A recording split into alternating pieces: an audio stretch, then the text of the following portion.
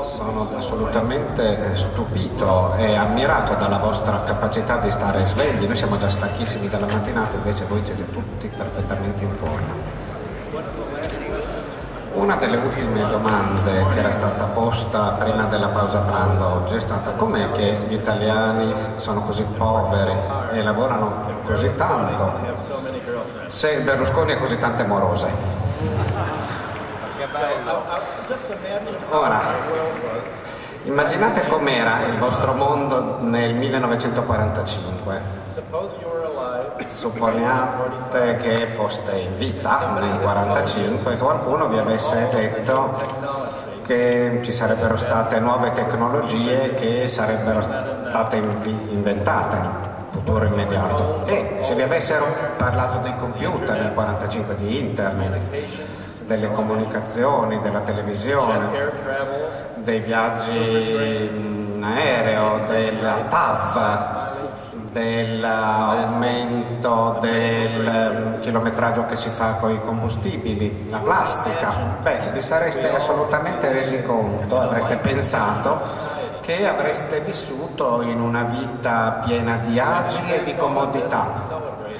Tutto questo in effetti era stato celebrato come vantaggi di un'economia post-industriale. In effetti la produttività è cresciuta così tanto in questi decenni che in tutti i modelli proposti dai libri di testo l'idea era che un aumento della produttività si sarebbe trasferito sui lavoratori, perché avrebbe significato meno prezzi più bassi, per cui effettivamente si sarebbe potuto comprare più robe con lo stesso salario, oppure i salari sarebbero stati più alti, e tutto questo avrebbe significato appunto che i lavoratori avrebbero preso i vantaggi della produttività, dell'aumento della produttività, e nei libri di testo c'è stato ciò che poi veniva anche definito la vendita delle vendite, la legge delle vendite, cioè i lavoratori dovevano essere in grado di comprare quello che loro producevano. E quindi è una sorta di flusso circolare fra produttori e consumatori, un circolo la cui idea ci riportava ai fisiocratici francesi subito prima della rivoluzione francese, che avevano creato la scienza dell'economia e della contabilità. Il fondatore, François Tenet, della fisiocrazia era peraltro un medico, un chirurgo, e aveva fondato la sua idea della contabilità del reddito nazionale sulla circolazione, diciamo, sanguigna. Era questa la sua metafora, e c'era comunque questa circolarità di produzione e consumo, e l'idea era che effettivamente tutto questo aumento della produzione dovesse comportare un aumento del consumo, per cui in realtà come peraltro ci stiamo addentrando nella finanza funzionale, la produzione crea il proprio mercato in termini di consumo, pagando dei lavoratori che acquistano i prodotti che si realizzano. Pertanto la domanda che ci si pone a questo punto: perché non è accaduto?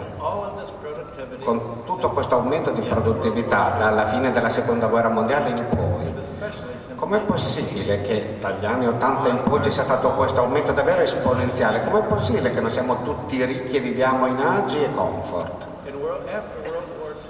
Dopo la seconda guerra mondiale lavoravano soprattutto i maschi, le donne rimanevano a casa. Dal 1945 in poi le donne hanno incominciato, anzi sono state anche in qualche modo spinte sempre di più nella forza lavoro, per le cosiddette famiglie a doppio reddito. Adesso abbiamo invece le famiglie a triplo reddito. E se proiettiamo, diciamo, la partecipazione alla forza lavoro, nel 2020 ogni donna dovrà lavorare 18 ore al giorno, e i figli anche dovranno incominciare a lavorare a 3 anni di età per sostenere l'attuale tenore di vita. Se volete fare figli, pertanto metteteli a lavorare fin da presto, a 3 anni, altrimenti fallirete tutti al verde. Ora, ovviamente ciò che è accaduto era che in realtà che l'economia post-industriale è diventata un'economia finanziarizzata, basata sulla finanza. Il motivo per cui voi lavorate di più di quanto non lavoraste prima è perché state ripagando i vostri debiti e non state comprando quindi beni e servizi, quei beni e servizi che realizzate, state pagando i banchieri, perché potete mantenere il livello di consumo standard e continuare a spendere soltanto se uno prende a prestito per poterlo fare. È l'unico modo in cui si potrà, e questo è il piano, l'europiano che vi aspetta. È in questo modo che si sta sostituendo il capitalismo industriale con il capitalismo finanziario. E le retribuzioni, i tenori di vita non sono in realtà le vere ragioni, perché tutto è mirato a questa economia finanziarizzata, e quando si dice che dovrebbe essere applicata un'austerità non è tanto il grasso che viene a essere eliminato, è la carne, l'osso che ci tolgono. Questo significa deindustrializzazione, significa disoccupazione per voi, per noi, e la disoccupazione significa anche retribuzioni più basse per tutti.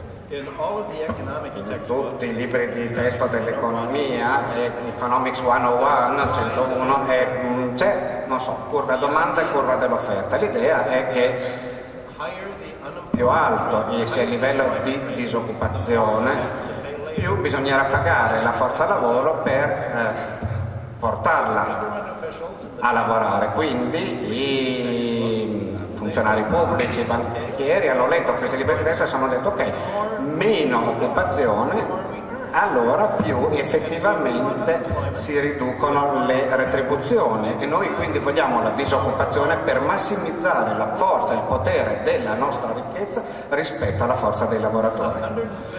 150 anni fa questo era chiamato l'esercito dei disoccupati. C'è bisogno dei disoccupati in realtà per tenere bassa la testa dei lavoratori.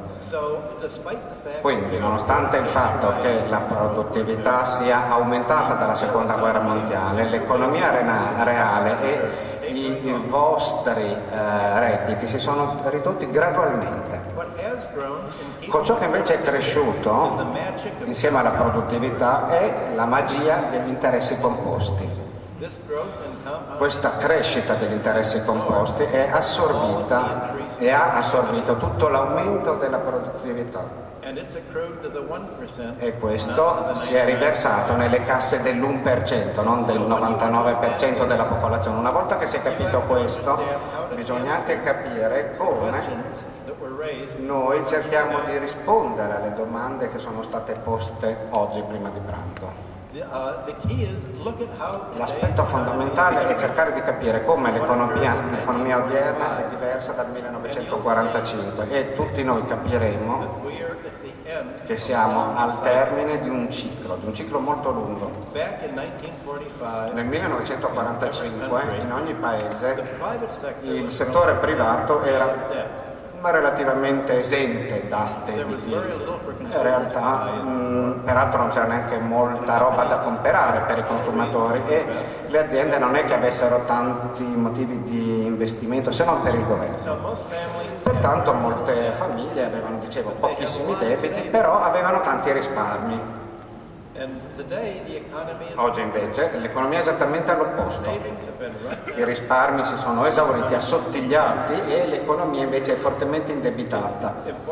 È importante sapere come mai tutto questo si è verificato, sapere come sia possibile bloccare questo processo che è stato avviato una settantina d'anni fa. Ora, il motivo non è puramente finanziario, è anche di bilancio fiscale, perché le imposte si sono spostate, per così dire, dai beni immobiliari, dalle transazioni finanziarie sulla forza lavoro. È questo che si tassa di più. Negli Stati Uniti, ad esempio, negli anni 30 del Novecento, il 70% di tutto l'erario, quindi di tutte le tasse pagate sia a livello federale che locale, derivavano dai beni immobiliari, quindi tasse sugli immobili. Oggi e meno di un sesto soltanto proviene da questa fonte. Le stati e le città degli Stati Uniti sono stati convinti a ridurre invece l'onere, le imposte sui beni immobiliari e invece ad aumentare le tasse sui consumi, le tasse sulle retribuzioni e la tassa in particolare sul valore aggiunto, che è la tassa più contro i lavoratori. La tassa sul valore aggiunto si interferisce nel mercato e impedisce che voi compriate i prodotti che ha realizzati e il valore diventano in qualche modo tassa e la tassa viene trasferita sui banchieri che controllano il governo, i politici e anche i politici. A questo punto potrebbero non funzionare più, allora dicono adesso abbiamo bisogno di un tecnico, di un tecnocrate per poter tassare di più, per poter dare più soldi alle banche, per poi poterle salvare se necessario. Se poi la cosa non funziona, se qualcuno fallirà, di sicuro non saranno le banche, perché sono le banche che ci danno lavoro a noi tecnici.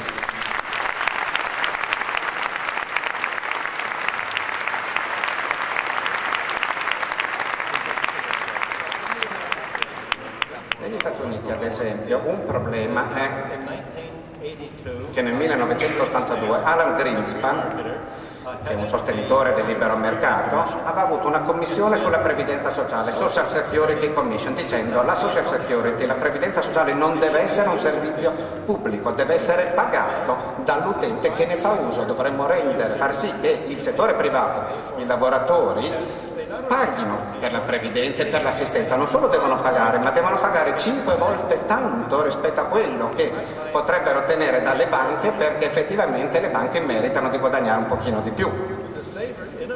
Il risparmiatore in America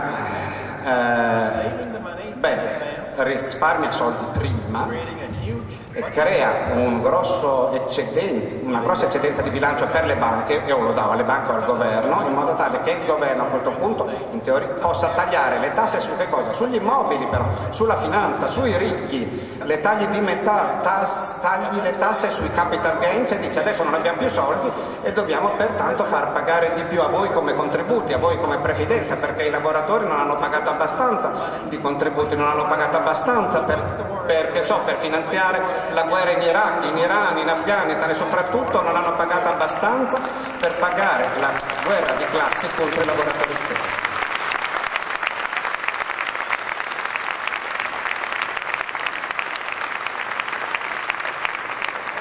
E allora le banche sono diventate parte integrante di questo settore finanza, assicurazione, proprietà, beni immobili, insomma, di cui vado parlando.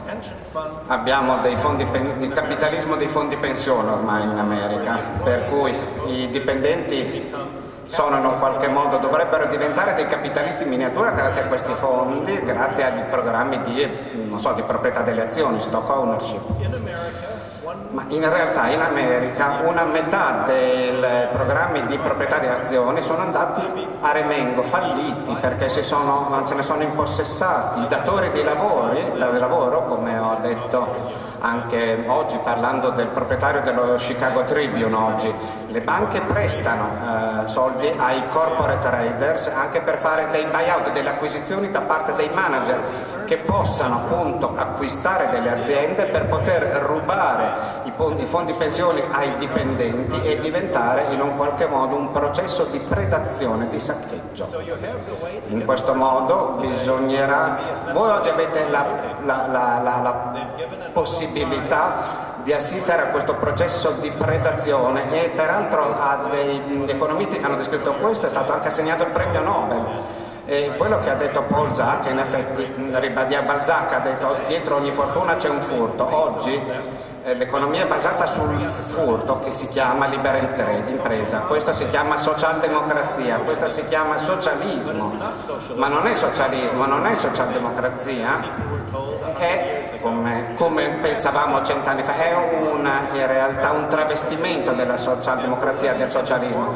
Viviamo in una specie di mondo orwelliano in cui i nomi che i politici danno ai loro paesi sono all'opposto di quello che dovrebbero essere nella realtà. Nessun partito oggi si chiama fascista, nessuno partito adesso si chiama partito antilavoratori. Si chiamano tutti socialdemocrazia, partito socialdemocratico, ma io ormai ho capito che voi avete capito che non è una vera socialdemocrazia.